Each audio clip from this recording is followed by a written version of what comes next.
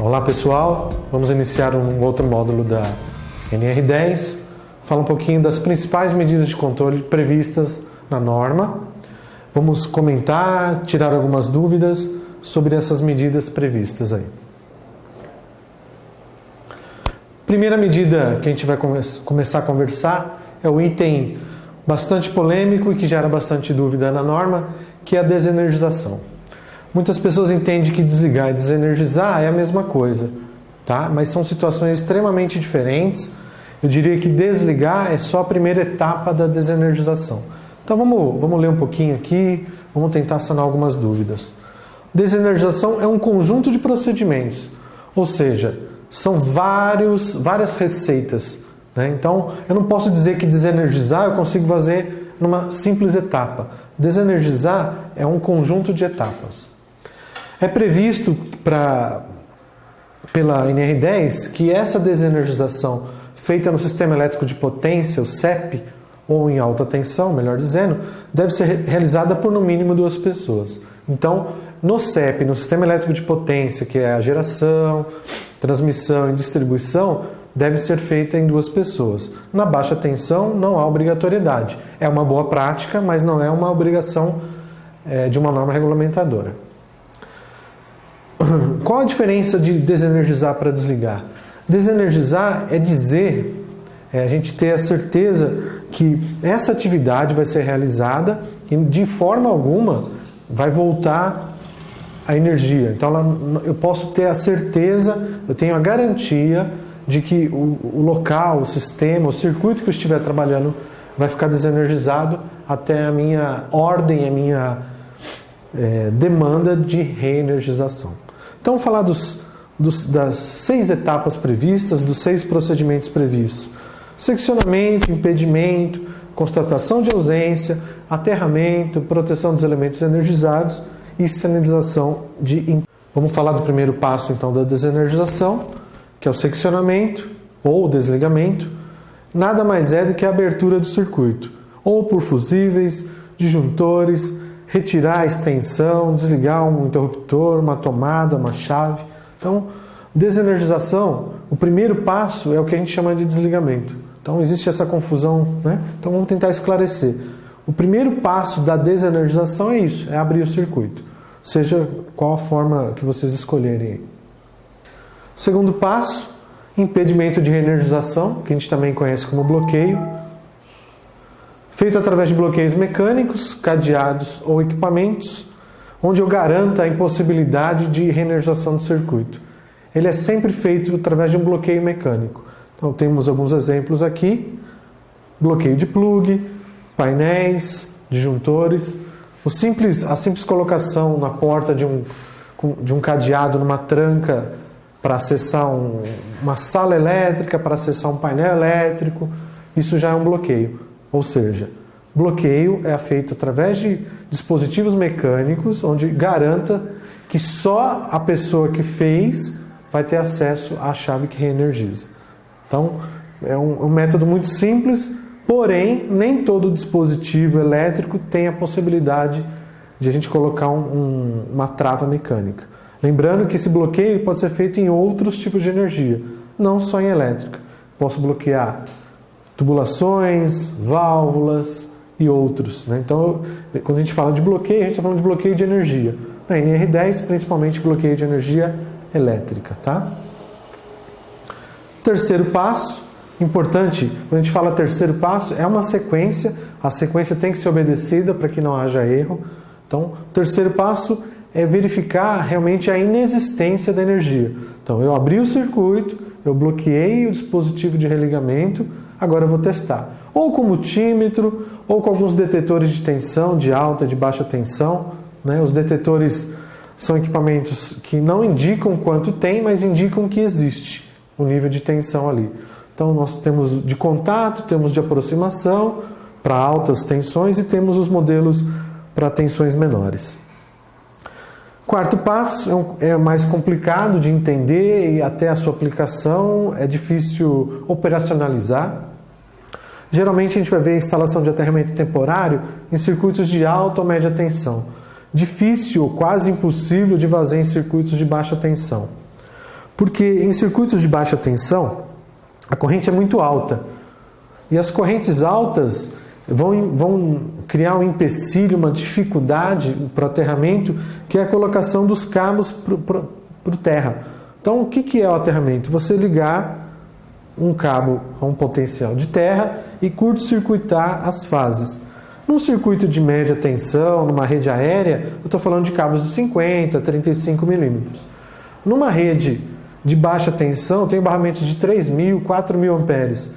Você imagina o tamanho dos condutores, a quantidade e a bitola desses condutores para mim realizar esse aterramento, né? Realizar esse passo. Então é muito raro, eu diria até complicado de fazer em virtude do custo, né? É fazer aterramento embaixo. Então 90% das unidades, dos equipamentos que a gente já visitou, eles têm aterramento para circuitos de alta ou de média tensão, onde a tensão é elevada, consequentemente a corrente é mais baixa.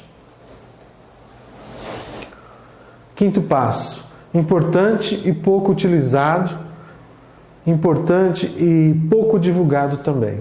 O quinto passo significa a colocação de barreiras e obstáculos, que são coisas diferentes, impedindo o meu contato com o equipamento energizado.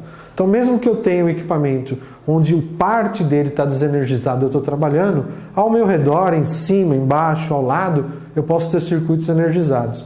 E esse quinto passo é justamente a proteção desses elementos, né, contra algum contato, alguma queda de ferramenta, queda de equipamento nesses barramentos ou nesses condutores, podendo provocar um curto-circuito ou até um choque elétrico por contato indesejado. Então, esse quinto passo, ele só existe quando em volta tem energia. Aquela figura é a figura do anexo da NR, onde o ponto inicial, PE, lá é o ponto energizado. Em volta dele se cria uma zona de risco e dentro da zona de risco está contida... Quer dizer, dentro não. A zona de risco está contida dentro da zona controlada. Então, a zona controlada é definida como em torno da parte condutora, a parte condutora que a gente está falando ali, não segregada, ou seja, que não tem divisões, acessível, não segregada e acessível, ou seja, não tem divisões e eu consigo tocar.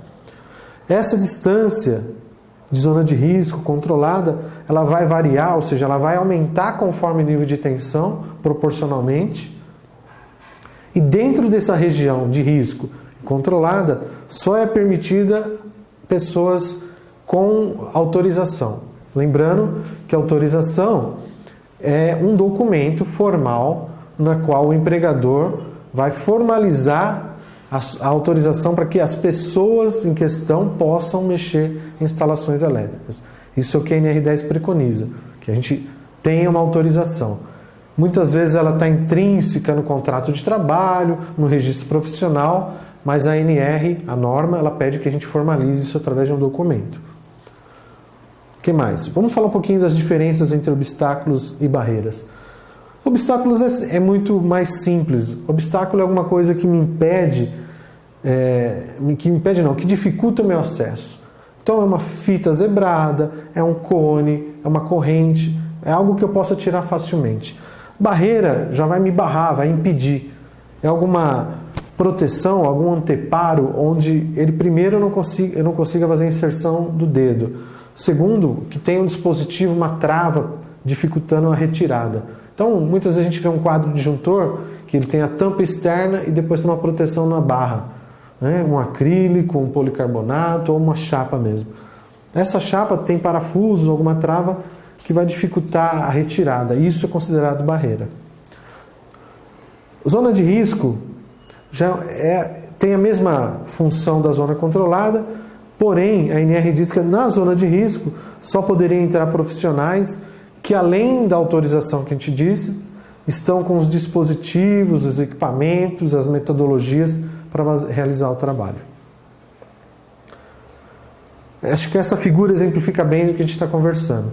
Toda vez que eu tiver profissionais trabalhando dentro da zona controlada, os demais que não são autorizados podem estar perto, mas não devem adentrar essa zona.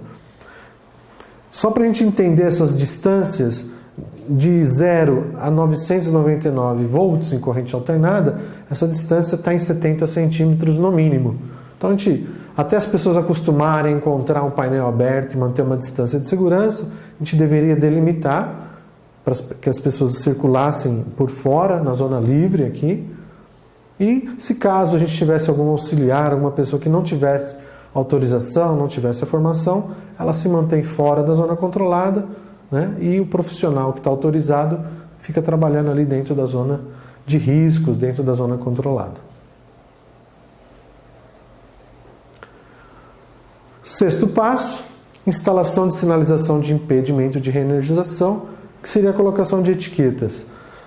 A gente tem infinidade de modelos, preta, vermelha, azul, com foto, sem foto, só escrito em manutenção, mas para que a gente tenha uma eficiência, para que a gente tenha realmente um bom uso dessa etiqueta, ela deve conter algumas informações mínimas, né?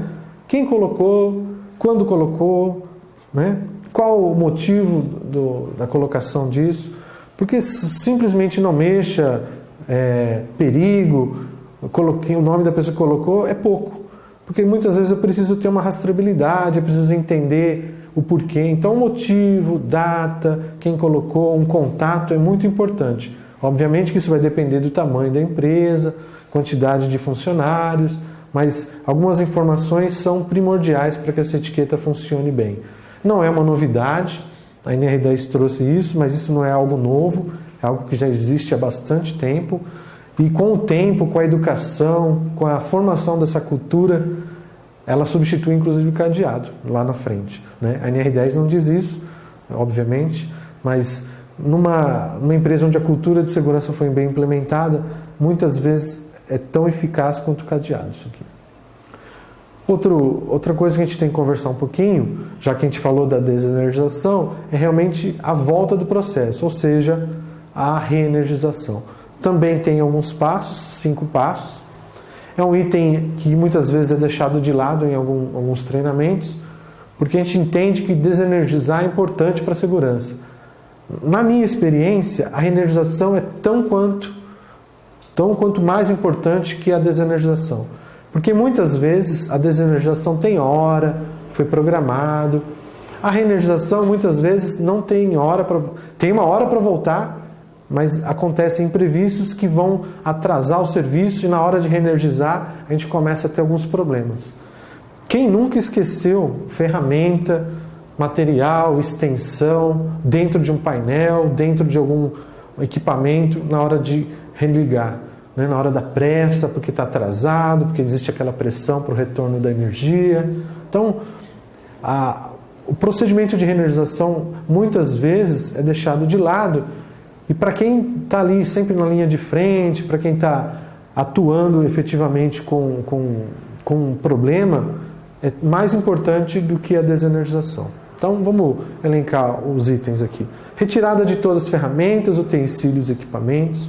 Retirada da zona controlada das pessoas que não estão envolvidas no processo. Remoção de aterramentos temporários. Lembrando que isso aqui é um curto-circuito na linha. Me protegeu na hora de reenergizar, mas vai poder me machucar na hora de reenergizar, inclusive comprometer equipamentos aqui. Sinalização, eu coloquei etiqueta, eu tenho que retirar a etiqueta. Destravamento, eu coloquei o cadeado, eu tenho que retirar o cadeado. Porque o esquecimento ou o equívoco na hora de retirar uma sinalização, de retirar um cadeado, pode provocar um outro acidente, porque as pessoas acreditam que aquele equipamento com aquela etiqueta está desenergizado, e muitas vezes você já reenergizou e esqueceu a etiqueta lá. As pessoas podem ir até o equipamento, mexer, um mecânico fazer uma manutenção, acreditando que o motor, que o equipamento está eletricamente desligado, e ele vai ter uma surpresa lá, porque vai estar energizado. Então, todos os itens, tanto da desenergização como da reenergização, são de importantíssima eficiência, né? São importantíssimos para que o trabalho seja bem feito e feito com segurança. Então, a gente pede para que vocês tenham muita atenção nesses processos aqui.